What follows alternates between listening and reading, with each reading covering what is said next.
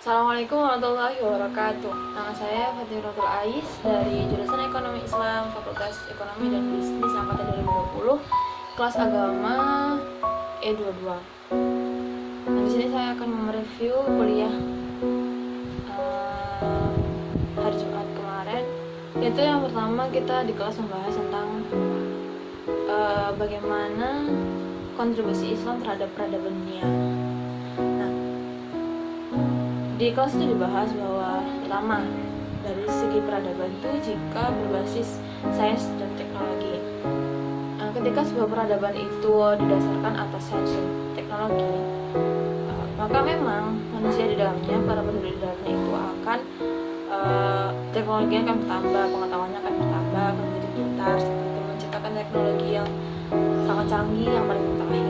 Akan tetapi karena mereka itu tidak didasari dengan kemanusiaan, otomatis tidak ada etika sesama, tidak ada rasa kemanusiaan yang kuat gitu, sehingga menciptakan, bisa jadi mereka itu ada yang menciptakan teknologi dengan ilmu pengetahuan mereka tuh menciptakan teknologi yang mana tidak berkemanusiaan seperti itu, karena mereka itu sudah seakan-akan kecanduan, ketagihan dengan teknologi mereka, dengan ilmu pengetahuan mereka, dengan rasa ingin tahu mereka gitu. Jadinya rasa kemanusiaan di sini tuh disampingkan gara-gara sains dan teknologi yang mereka kuasai tersebut, yang merupakan sebuah peradaban yang tercipta di wilayah tersebut. Nah, oleh karenanya seperti misalnya bom nuklir yang bisa memusnahkan satu daerah secara langsung, atau ketika bangsa Roma itu membangun Kolosium itu berdasarkan menyebarnya suara gitu. Tapi itu diciptakan untuk satu hal yang buruk gitu. Kalau misalnya bom nuklir untuk menyerang kota lain yang tidak bersalah, atau kalau misalnya Kolosium Roma itu dibuat untuk mengadu sesama tahanan atau mengadu tahanan dengan hewan buas seperti itu. Jadinya rasa kemanusiaan di sini tuh disingkirkan, dikesampingkan seperti itu. Nah, yang kedua, jika peradaban itu berbasis kemanusiaan saja, itu tidak akan ada kemajuan seperti itu. Ketika kita tuh hanya mengedepankan kemanusiaan saja, tapi kita tuh tidak berilmu, tidak menciptakan teknologi, maka tidak akan ada kemajuan dalam peradaban tersebut meskipun kemanusiaannya itu tinggi seperti itu. Yang ketiga, jika peradaban itu berbasis ini peradaban yang paling benar, peradaban yang paling maju, peradaban yang paling tinggi gitu, itu adalah peradaban yang berbasis ketuhanan dalam agama Islam. Ketuhanan di sini dalam konteks agama Islam. Maksud dari dosen itu, kami itu hanya membahas agama Islam dalam secara ajarannya, bukan secara penganutnya atau umatnya. Karena ya namanya juga manusia ya, atau ada yang baik, ada yang buruk, ada yang ya semua manusia kan nggak ada yang sempurna gitu. Jadinya variabelnya itu tidak pasti gitu, nggak semua orang itu alim juga, nggak ada semua orang itu baik. Jadi kita berbicara berdasarkan ajaran agamanya, merupakan basis peradaban yang sangat akan membuat maju peradaban tersebut. Karena di dalam Islam itu sudah diajarkan bahwa ilmu pengetahuan itu penting. Bahkan ada pepatah yang mengatakan talabul ilmi fardhatun 'ala kulli muslimin wa muslimatin, yang mana berarti menuntut ilmu itu adalah sebuah kewajiban bagi setiap muslim dan muslimat. Nah, di sini menyatakan bahwa Islam itu sangat mewajibkan kita tuh mencari ilmu. Nah, jadinya peradaban atas dasar ketuhanan dalam agama Islam itu pertama berbasis sains dan teknologi, kan seperti yang saya sebut pertama kali. Kemudian yang namanya agama Islam yaitu dalam ajarannya itu tidak ada yang tidak berkemanusiaan. Ajaran-ajarannya itu semuanya berkemanusiaan, mengedepankan muamalah, ma'anas, ma'anbi'ah, ini semuanya itu mengedepankan etika. Dia mengajarkan tentang bagaimana mengedepankan kemanusiaan seperti itu. Tidak ada ajaran Islam yang di dalamnya itu mengesampingkan kemanusiaan seperti itu. Jadinya peradaban Islam itu peradaban yang sangat sangat tinggi, sangat maju seperti itu. Nah, yang kedua ini tentang tanggapan video. Nah, di video tersebut itu dijelaskan bahwa ada cuplikan video gitu tentang peradaban Romawi Persia gitu yang berperang.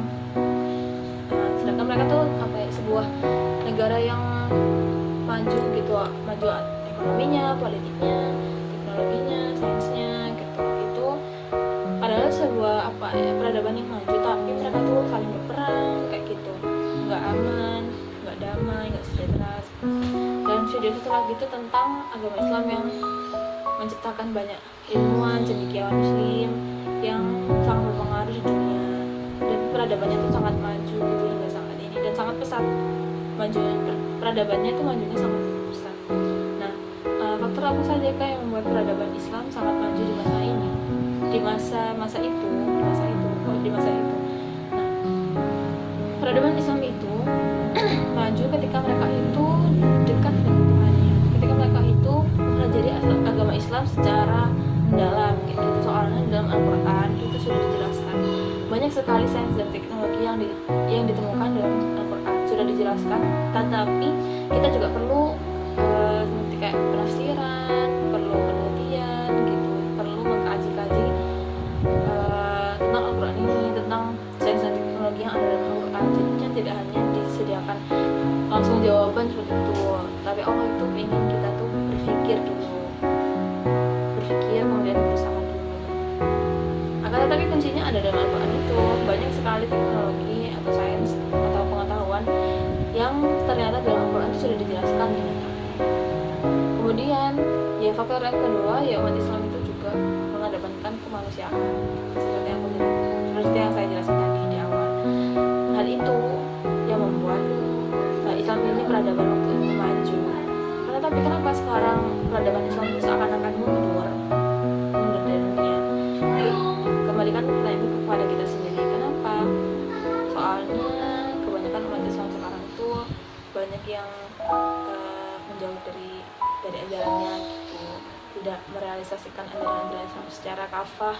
Padahal Allah SWT itu udah berfirman di dalam surat bahwa seorang muslim itu seharusnya masuk untuk kulifisir kafah, untuk masuk ke dalam agama Islam itu secara kafah, secara keseluruhan, bukan hanya setengah-setengah, bukan hanya sekedar masuk gitu, jadinya harus sempurna. Nah, karena orang Islam ini kebanyakannya tidak kafah, maka peradaban Islam itu seakan-akan mundur. Nah, PR kita tuh harus memajukan peradaban Islam ini. Kemudian hasil diskusi kami tentang kontribusi Islam dalam memajukan peradaban dunia itu, kami mengambil, kelompok saya yaitu room 4, kami mengambil dari aspek astronomi, yang mana ya merupakan salah satu aspek yang sangat penting ya bagi umat Islam. Soalnya dari aspek astronomi ini kita bisa melihat kapan kapan puasa Ramadan mulai, kapan berakhirnya, kapan hari raya itu jatuh, kapan hari Idul Adha itu jatuh, seperti itu. Jadi aspek astronomi ini lumayan penting lah, sangat penting sih buat umat Islam. Nah, dalam aspek astronomi ada ilmuwan muslim yang mana termasuk 10 ilmuwan paling berpengaruh di dunia. Namanya itu Al-Battani. Nah, Al-Battani ini nama aslinya adalah Abu Abdullah Muhammad bin Jabir bin Sinan Al-Raqi Al-Harani As-Sabi. Nah, dalam dunia barat, di negara barat itu beliau disebut Al-Battanius. Nah, beliau itu lahir sekitar tahun 858 di Haran, Irak. Beliau tuh dilahirkan di keluarga yang mana menganut mempelajari tentang bintang-bintang kayak gitu. Tapi beliau nggak mengikuti ajaran nenek moyang, tapi beliau tuh lebih memilih masuk ke agama Islam. Nah, ayah beliau itu adalah seorang ilmuwan besar juga. Jadinya sejak kecil Al-Battani ini diajari oleh ayahnya. Jadinya beliau tuh ya pinter gitu, diwarisi dari ayahnya kepintarannya itu. Nah, Al-Battani ini selain merupakan ilmuwan besar, beliau tuh juga matematikawan, yang mana beliau tuh sering menggunakan teori trigonometri dalam mengukur lama edar benda-benda langit gitu. Dan ukuran perhitungan beliau ini itu terhitung sangat akurat karena NASA saja mengapresiasi hitungan Al-Battani. Soalnya perhitungan Al-Battani ini hanya selisih 2 menit dari NASA sendiri, padahal NASA itu menghitungnya dengan teknologi yang sangat canggih, sedangkan Al-Battani itu cuma pakai peralatan sederhana, alat ukur sederhana untuk pakai trigonometri. Jadinya beliau sangat diapresiasi. Kemudian beliau juga terkenal dengan hitungannya yang sangat akurat. Kemudian ketika muncul buku karya Ptolemeus yang berjudul The Images, nah itu sama Al-Battani itu beliau beri hikmah untuk mengembangkan teori yang ada dalam The Images itu, mengembangkan dengan hitungan yang lebih akurat. Dari beliau untuk hasil dari beliau mengkaji The Images ini, beliau menemukan titik terjauh bumi dalam mengitari matahari dalam setiap tahun. Nah, yang disebut dengan titik Alphelion.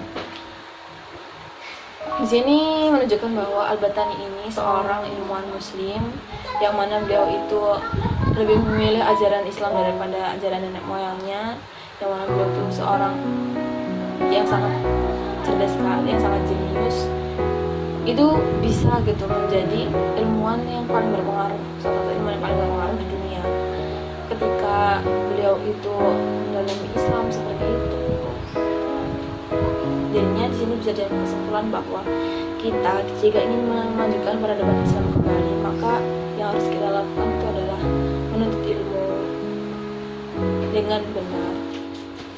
Sekian review dari saya, kurang lebihnya mohon maaf. Wassalamualaikum warahmatullahi wabarakatuh.